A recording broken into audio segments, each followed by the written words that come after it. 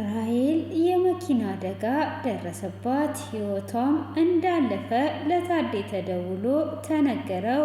እጅግ ደንግጦ ራሱን መቆጣጠር አቅቶታል።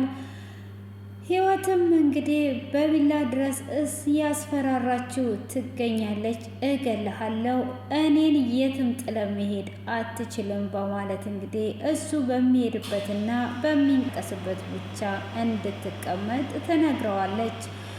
ሮቤልም እንግዲህ የታዴ ልጅ እንደሆነች ህይወት ይነግረዋል። እጅግ ተደነጋግጠው ይገኛሉ። ሰላም ሰላም፣ ውድ ፋሚሊዎቼ ሰላማችሁ ብዝት ይበል። እንግዲህ ህይወትን የሮቤል አባት ከዚህ ቤት ለቀሽ ውጪ፣ ከልጄ ጋራ አትመጥኝም በማለትም ልብሷንም መሬት ላይ ወርውሮም ረግጦም ነበረ።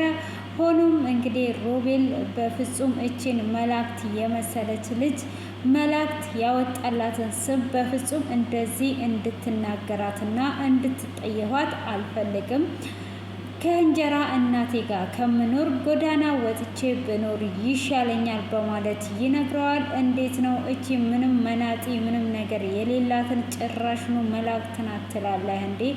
እንዴት ከማይመጥን ሰው ጋር አብረት ትሆናለህ? በማለት እንግዲህ አባትየውም እጅግ እየተቆጣውና እየተናገረው ነበረ።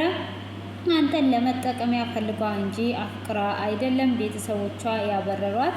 አንተ ምን ስለሆንክ ነው የምታስጠጋት? ስለዚህ አንተን ፈልጓ አይደለም ብሎ ቢለውም እሱ ምንም ነገር አያገባችሁም። ስለዚህ እኔ የማፈቅረውንና የማላፈቅረውን አውቃለሁ።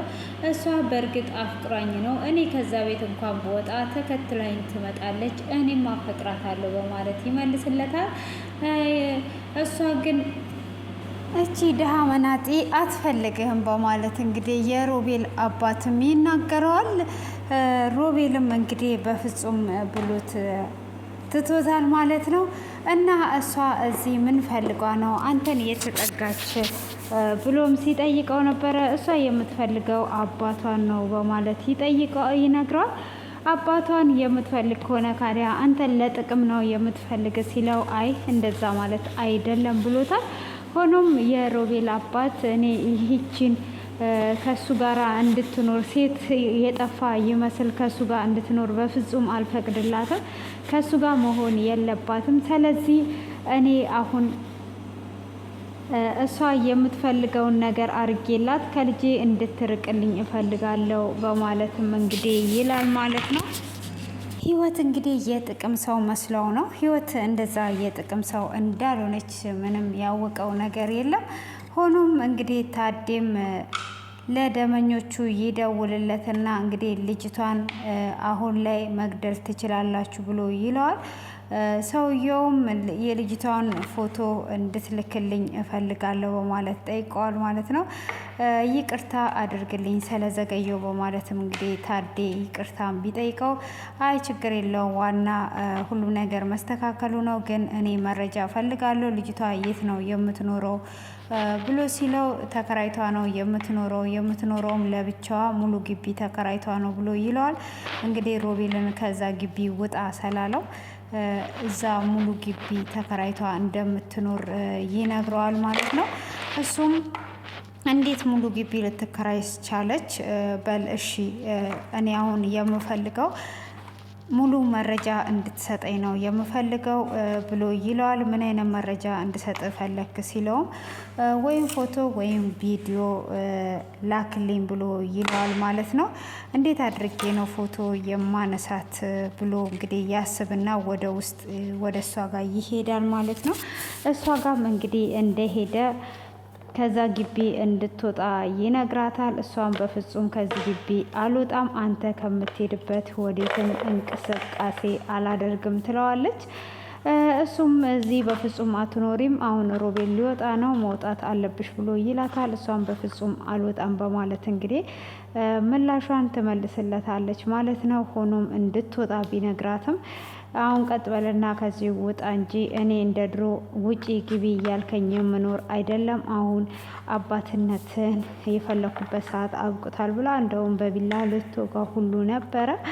ሆኖም እንግዲህ እንዴት አድርጌ ነው ይህን ፎቶ አንስቼ ካላኳት አለቀልኝ በማለት እንግዲህ ያስባል ማለት ነው።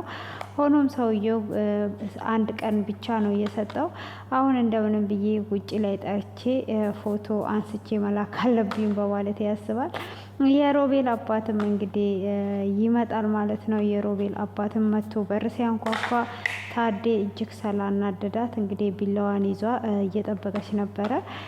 ማነክ ስትለው የሮቤል አባት ነኝ ብሎ ይላታል። እሱም ከቤት እንድትወጣና የሮቤልን እቃ ሊወስድ እንደመጣ ይነግራታል። እሷም የሮቤልን እቃ መውሰድ ትችላለህ፣ መሄድም ትችላለህ፣ አንቺ ምንድን ነው ከሱ የምትፈልጊውን ነገር ላድርግልሽ ብሎ ይላታል። እሷም ምንም የምፈልግና የሰው እርዳታ የማስፈልገኝ ሰው አይደለውም ብላ ትለዋለች። አባትሽን ላገናኝሽ ብሎ ይላታል። ያው ከሮቤል ስለሰማ አባትሽን እንድታገኝ ረዳሻለሁ ብሎ ሲላት አይ በቃ ቶ ብላ ትለዋለች። እኔ አባቴ ሞቷል ብላ ትለዋለች። እንዴ አባትሽ ሞተው ነው እንዴ ካዳ የምትፈልጊው ብሎ ይላታል። ካዳ አንቺ የት ትኖሪያለሽ? ብር ልስጥሽ ሲላት ብርም አልፈልግም ብላ ትለዋለች። እና ብር የማትፈልጊ ከሆነ የት ልትኖሪ ነው በማለት ሲጠይቃትም የምኖረው አባቴ ጋ ነው በማለት ትለዋለች። አባትሽ የሞተው ጋ ነው እንዴ የምትኖሪ በማለትም እሱ ምንም አገባም ከዚህ ውጣ በማለት እንግዲህ የሮቤል አባት ላይም ትጮውበታለች ማለት ነው። ሆኖም እንግዲህ የሮቤል አባትን ብትጮውበትም እየተገረመ ጥሏት እቃውን ይዞ ይሄዳል። እንግዲህ ህይወትም ወደ ታዴ ጋር ትሄዳለች። ታዴ ጋም ሄዷ እንግዲህ ሮቤል ከቤት ወጥቷል፣ ከዛሬ ጀምሮ እዚህ ነው የምኖረው በማለት ስትለው በፍጹም እዚህ አትኖሪያትም ይላታል። እሷም እንግዲህ አንተ የምትሄድበት ነው የምንቀሳቀሰው ብላ ስትለውም እሱም ወደ ውጭ ሲወጣ ተከትለው ትወጣለች። ሰውየውም ደግሞ የፎቶ መረጃ ስላለው የፎቶን መረጃ ለመስጠት እንግዲህ ፎቶ ያነሳታል። ወደ ውጭ እንደወጡ ምን ልታደርግ ነው ፎቶ የምታነሳኝ ብላ ትለዋለች።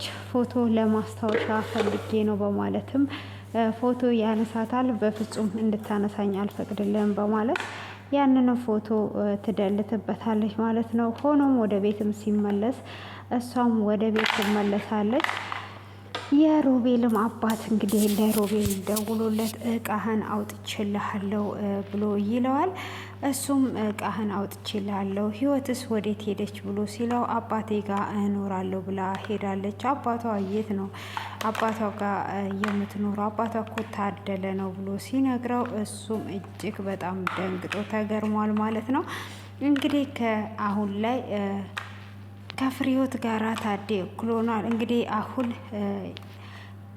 የሮቤል አባት ለፍርዬ በግልጽ ይነግራታል ብዬ ተስፋ አደርጋለሁኝ። እንግዲህ ሆኖም እንደዛ ካለው በኋላ ትቶ እንዲሄድ እንግዲህ ወደ እንዴ ምን እያልክ ነው ብሎ ሲለው እንግዲህ ግልጹን ይነግረዋል ሮቤል ማለት ነው። ከዛን ስልኩን ይዘጋል።